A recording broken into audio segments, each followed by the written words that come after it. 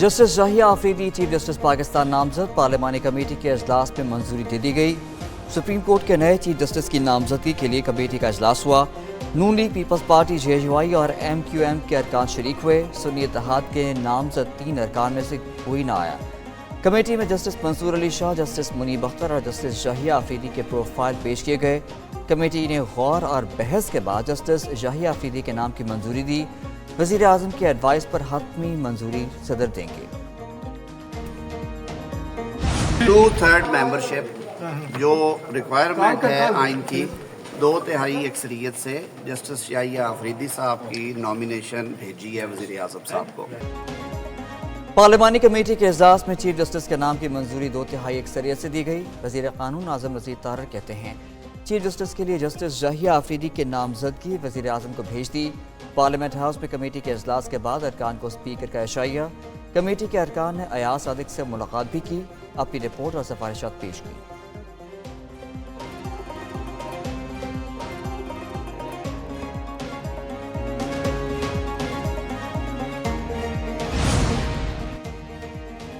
Justice Yahya Afridi supreme court में seniority के एतबार से तीसरे नंबर पर थे। जाहिया आफरीदी सुप्रीम कोर्ट का जज मुकर्रर होने से कबल पेशावर हाई कोर्ट के चीफ जस्टिस थे।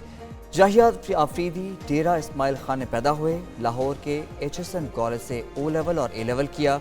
गवर्नमेंट कॉलेज लाहौर से BA और पंजाब यूनिवर्सिटी लॉ कॉलेज से LLB की डिग्री हासिल की। पंजाब यूनिवर्सिटी से MA इकनॉमिक्स और कैम्ब्रिज यूनिवर्सिटी बरतानिया से LLM किया।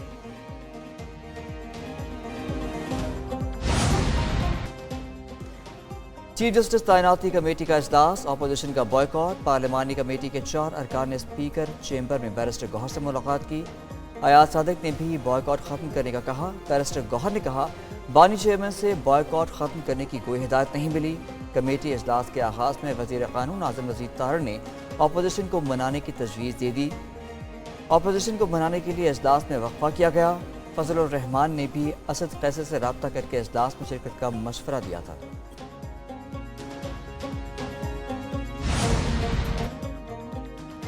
बैरिस्टर गौहर की ज़ेर सदारत PTI कोर कमेटी का इजलास। सलमान अकरम राजा, शेख वकास अकरम समेत सीनियर लीडरशिप शरीक हुए।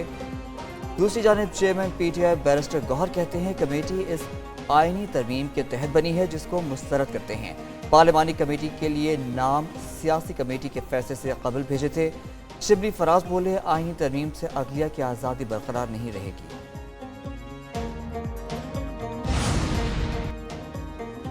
जजों को आइन में तरमीम करने का कोई अख्तियार नहीं। आइन में तरमीम 2/3 अक्सरियत से पार्लियामेंट कर सकती है।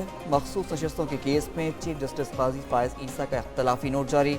लिखा अक्सरियती जजेस ने 13 रुकनी बेंच होने की बजाय अपनी अलग से 8 रुकनी अदालत लगाई।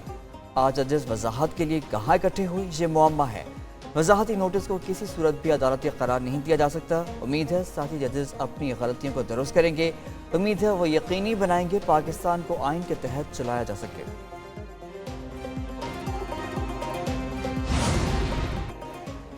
सुप्रीम कोर्ट अपने फैसले से आइन को मसनूई अल्फाज में नहीं ढाल सकती। मखसूस नशस्तों के केस में जस्टिस जमाल मंदुखेल का इख्तलाफी नोट। लिखा सुन्नी इत्तेहाद काउंसिल के किसी उम्मीदवार ने आम इंतखाबात में हिस्सा नहीं लिया। सुन्नी इत्तेहाद ने मखसूस नशस्तों के लिए फहरिस्त जमा नहीं कराई। आज़ाद उम्मीदवारों की बुनियाद पर मखसूस नशस्तों के अहल नहीं। 41 अरकान की तहरीक इंसाफ से वाबस्तगी साबित नहीं होती। मुकदमा तहरीक इंसाफ का नहीं, मखसूस नशस्तों के आईनी हक़ है। 3 बड़े केसेस के मुतालिक सवालात। फैसल वावड़ा के 2 टोक जवाबात। सेनेटर फैसल वावड़ा के programme red zone files with Fahad Hussain में बातचीत। कहते हैं मखसूस नशस्तों के केस का फैसला रिवर्स हो जाएगा।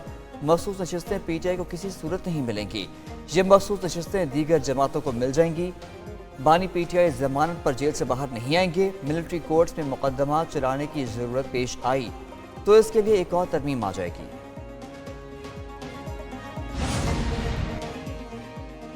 BNP क़यादत ने इस्तीफ़े के लिए प्रेस कॉन्फ्रेंस ज़बरदस्ती कराई। सेनेटर कासिम रोंजू का वीडियो बयान सामने आ गया। कहा प्रेस कॉन्फ्रेंस में उन्हें झूठ बोलने पर मजबूर किया गया।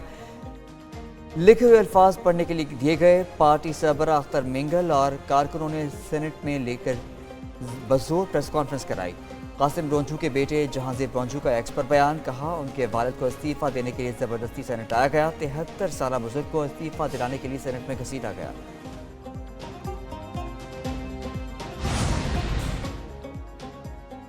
آئینی ترمیم کے موقع پر پارٹی پالیسی کی خلاف ورزی کا الزام، پی ٹی آئی نے اپنے مشکوک ارکان کو شو کاز نوٹس جاری کر دیے۔ شو کاز نوٹس ان ارکان کو جاری کیا جو مبینہ طور پر غائب ہو گئے تھے۔ ذرائع کے مطابق show cause notice senator Zarqa Taimur اور سینیٹر فیصل سلیم کو جاری کیے گئے۔ M N A Zain Qureshi, Riaz Fatyana, Miqdad Ali اور دیگر کو بھی نوٹس جاری۔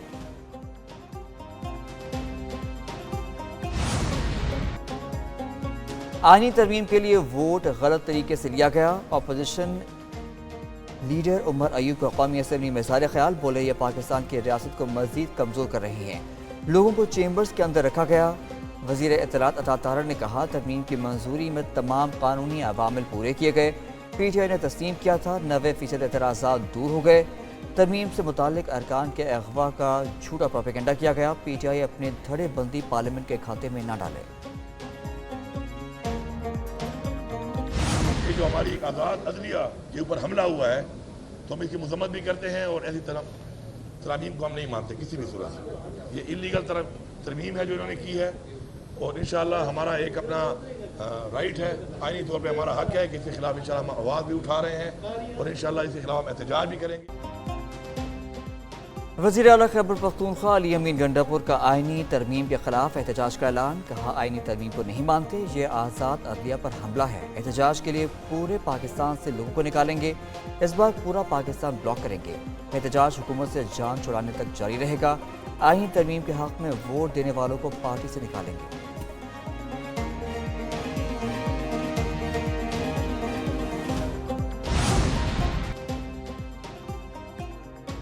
آئینی ترمیم پر پوری پی ٹی آئی رضامند تھی، جیل میں بیٹھا شخص راضی نہیں تھا، جیل میں بیٹھا شخص کسی پارٹی کا رکن ہے نہ سربراہ۔ وزیر اعلیٰ سندھ مراد علی شاہ کا تقریر سے خطاب، کہتے ہیں قوم کو 26ویں آئینی ترمیم کی مبارکباد دیتے ہیں، بلاول بھٹو زرداری نے اس مہم کی قیادت کی اور سرخرو ہوئے، آئین و قانون کی تاریخ میں بلاول بھٹو کا نام سنہری حروف سے لکھا جائے گا۔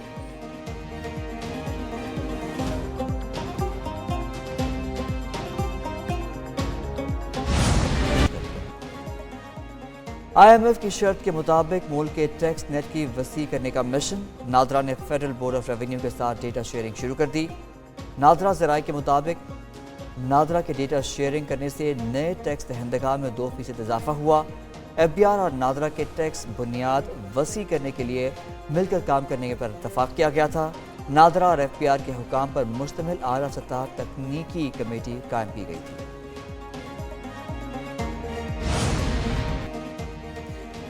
وزیر خزانہ محمد اورنگزیب کا واشنگٹن میں G20 وزراء اور گورنرز کے اجلاس سے خطاب، موسمیاتی تبدیلیوں اور آبادی کی بڑھتی شرح پر قابو پانے کے لیے کوششوں پر زور دیا، ترقی پذیر ملکوں میں بچوں کی نشو و نما میں کمی جیسے مسائل پر روشنی ڈالی، ترقی پذیر ملکوں پر قرض کے بوجھ جیسے مسائل کے حل پر بھی زور دیا۔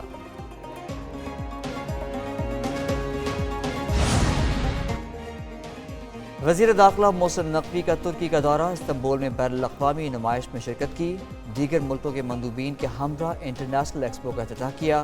وزیر داخلہ محسن نقوی نے ترکی کے چیف آف جنرل اسٹاف سے ملاقات کی، ایکسپو میں پاکستان کے آرڈیننس فیکٹریز کے اسٹال کا بھی معائنہ کیا۔